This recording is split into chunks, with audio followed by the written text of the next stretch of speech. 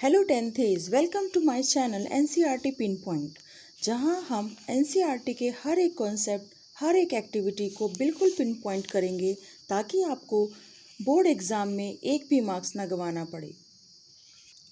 अगर चैनल पर नए हो तो सब्सक्राइब करें। आज हम देखने वाले हैं class 10th science NCERT chapter 1 chemical reaction and equation की एक्टिविटी नंबर 1.3 को, जो पेज नंबर 2 पर है। तो बच्चों, यहाँ एक क्लासिक एक्सपेरिमेंट दिया गया है जो डिस्प्लेसमेंट रिएक्शन और इवोल्यूशन ऑफ गैस को डेमोन्स्ट्रेट करता है। सबसे पहले बात करते हैं इसके ऑब्जेक्टिव की। Objective: observe the reaction between zinc granules and dilute hydrochloric acid और dilute sulphuric acid. Material requirement में सबसे पहले zinc granules, conical flask, dilute hydrochloric acid और सल्फ्यूरिक एसिड, ग्लास स्टिक और candle for the pop test of hydrogen. तो बच्चों, procedure पर पहुंचने से पहले प्रिकॉशन: एसिड को ध्यान से हैंडल करना होता है। यदि स्किन पर एसिड गिर जाए तो स्किन बर्न कर सकती है। पिक्चर में आप देख पा रहे हैं, इसके प्रोसीजर में एक कॉनिकल फ्लास्क में थोड़ा सा जिंक ग्रैन्यूल लेते हैं, उसमें ध्यान से डाइल्यूट हाइड्रोक्लोरिक एसिड या डाइल्यूट सल्फ्यूरिक एसिड को धीरे से मिलाते हैं।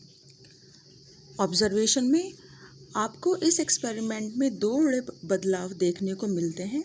1.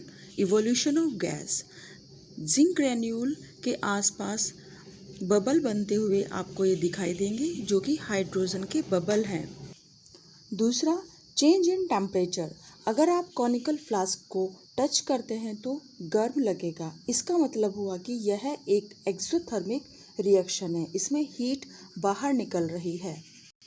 तो बच्चों, मैंने यहाँ दोनों एसिड से रिएक्शन करके आपको बताई हुई है। फर्स्ट है, अगर आप डाइल्यूट सल्फ्यूरिक एसिड को यूज़ कर रहे हैं तो रिएक्शन बनेगी जिंक प्लस H2SO4, ZnSO4 और हाइड्रोजन गैस आपकी निकलेगी। दूसरा, अगर आप डाइल्यूट हाइड्रोक्लोरिक एसिड यूज़ करते हैं तो रिएक्शन जिंक के साथ Cl की रिएक्शन से बनता है जिंक क्लोराइड और हाइड्रोजन गैस।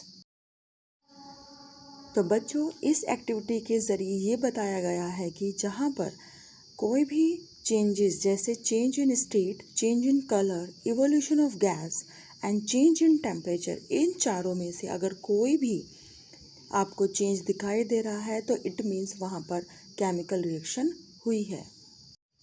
अब इस एक्टिविटी से एग्ज़ाम में कौन कौन से क्वेश्चन बनने की संभावनाएं हैं, जैसे question number 1, which gas is evolve when zinc react with dilute sulphuric acid? तो इसका आंसर हो जाएगा हाइड्रोजन गैस।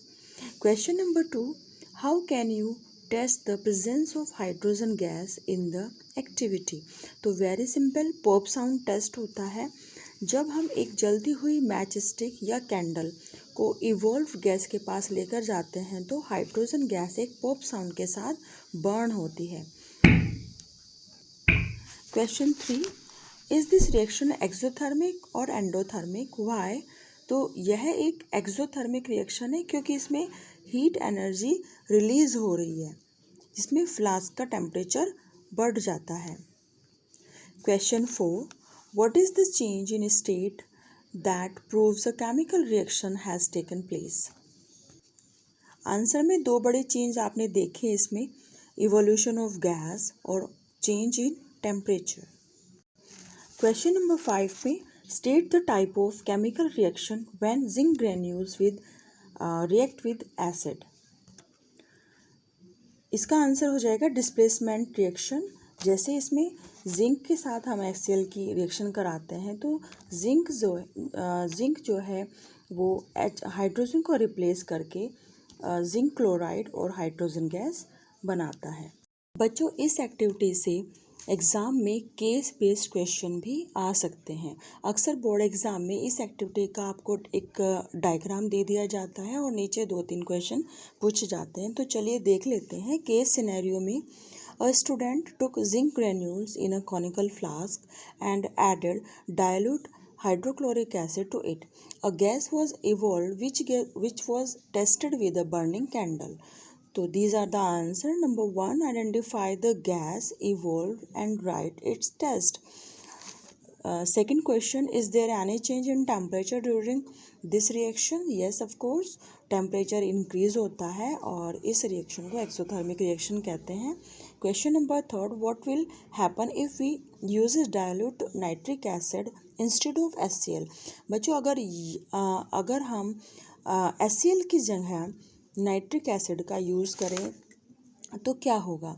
तो इसका सिंपल सा आंसर है, अगर हम डाइल्यूट HNO3 यानी कि नाइट्रिक एसिड को एसिड के HCl या H2SO4 के रिप्लेसमेंट में रिएक्शन कराते हैं तो इसमें हाइड्रोजन गैस नहीं बनेगी, क्योंकि जो आपका नाइट्रिक एसिड होता है एक स्ट्रॉन्ग ऑक्सीडाइजिंग एजेंट है और ये जो गैस निकलेगी हाइड्रोजन गैस को ऑक्सीडाइज करके वाटर में कन्वर्ट कर देता है और खुद नाइट्रोजन के ऑक्साइड में रिड्यूस हो जाते हैं. जैसे आप देख पा रहे हैं इसमें एक रिएक्शन भी मैंने नीचे डाल दी है. जिंक के साथ जब हम HNO3 की रिएक्शन कराते हैं तो देखो सबसे पहले वाटर निकलेगा, उसके बाद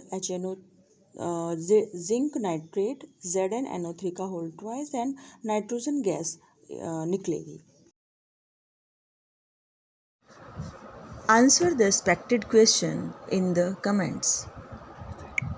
Like, share and subscribe. Thanks for watching. Keep studying.